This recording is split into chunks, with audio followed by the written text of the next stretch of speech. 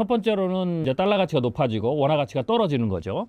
그러다 보면 수출에서는 어느 정도 이득을 볼 수가 있지만 사실은 우리나라는 수출 의존도가 굉장히 높은 국가죠. 그런데 우리가 그걸 봐야 되는데 수출 의존도가 높다는 것은 우리가 뭔가 자원을 많이 가지고 있어서 그걸 막 가지고 만들어서 이렇게 수출만 하는 것이 아니라 우리가 그 수출을 하려면 사실 부품과 소재라든지 뭐 이런 것들을 또 수입을 해야 되거든요. 원자재를.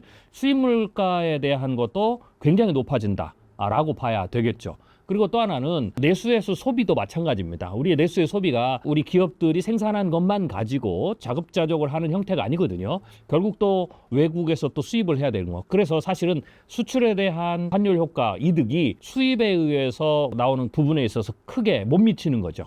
그런 측면에서 소비를 굉장히 불안하게 만들고 또 물가에 대한 어떤 위기감들을 만들고 있는 거죠. 그래서 그런 것들이 다시 소비에 대해서 사람들에게 불안감을 주게 되고 위축을 주게 되고 그게 금리 문제, 비세 문제와 연결되면서 사실은 소비 시장의 어떤 악순환을 만들고 있는 거고 그것이 사실은 주가에 지금 반영되고 있다. 외국인 투자자도 그걸 보고 있는 거죠. 그래서 이 상황이 개선되지 않는 한 물론 이제 저가 매수나 뭐 이런 것들은 충분히 주식시장으로 들어올 수 있겠지만 추가적인 어떤 자본 투자 혹은 자본에 대한 유입이 있기는 상당히 좀 어렵다라고 봐야 되고요. 이게 조금 개선이 되려면 사실은 터트려야 되거든요. 그러니까 쉽게 해서 지금은 골문 상황이에요.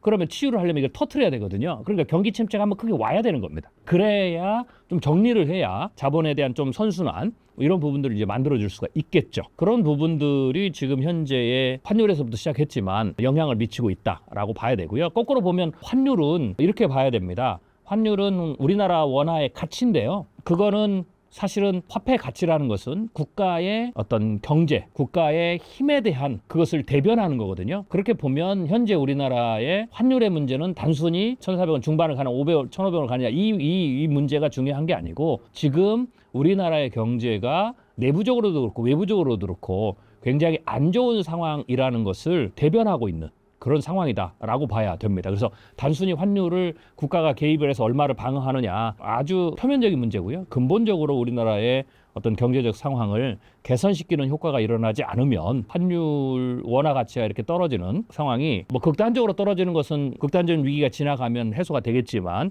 근본적인 해소가 되기에는 꽤 오랜 시간이 걸릴 것 같다라고 봐야 됩니다. 골목을 터트린다라는 것은 우리가 이렇게 봐야 되는데요. 좀 더 위기가 커지긴 하겠지만 그 부분들을 터트려서 생존할 수 없는 경제적 주체들은 일정 수준에서 정리를 해야 된다라는 거죠. 그래서 그런 부분들이 사실은 얘기하는 거고. 근데 그것도 사실은 근본적인 치유는 아닙니다. 표면적인 거고요. 그것과 동시에 근본적으로 전체 시스템을 개선을 해야 되겠죠. 네, 그래서 파산한 개인이나 파산한 어떤 기업이라면 다시 회생할 수 있는 그런 어떤 길들을 마련하고 그 여력을 열어야 되겠죠. 그래서 그게 이제 동시에 가야 되는 거고요.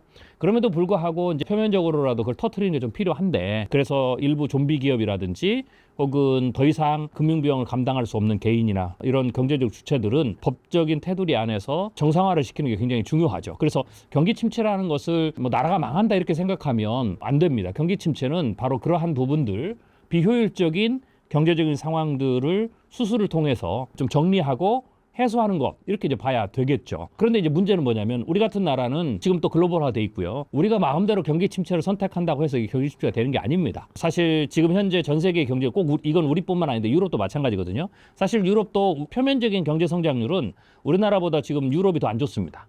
우리나라는 그래도 2%대 전후로 왔다 갔다 경제 성장률이 수치적으로는 뭐 체감하는 건 다르겠지만 수치적으로는 그렇게 하지만 유럽의 경우는 그 수치조차도 독일 같은 경우는 마이너스 제로 뭐 이렇게 되고요. 프랑스는 굉장히 좀 심각한 상황이고요. 그래서 전체적으로 좀 그렇게 되는 거죠. 그럼에도 불구하고 우리가 생각하는 수술을 해야 되는 비효율적인 경제 구조를 표면적인 경제 구조를 해소하는 게 안 됩니다. 왜냐하면 전 세계 지금 경제의 경기 침체 부분들을 트리거 역할을 해야 되는 미국이 경기 침체 들어가지 않고 있다라는 거죠.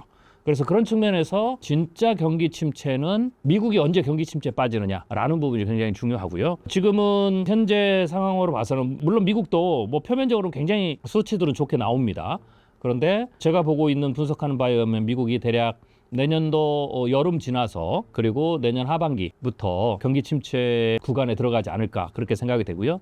그 기간에 들어가야 전 세계가 현재 불안하게 있는 혹은 아직 골마서 이게 터트리지 못하는 그러한 경제적인 문제들을 비효율성들을 터뜨려서 조금 반등할 수 있는 어떤 기회가 생겨나지 않을까 그렇게 생각이 듭니다.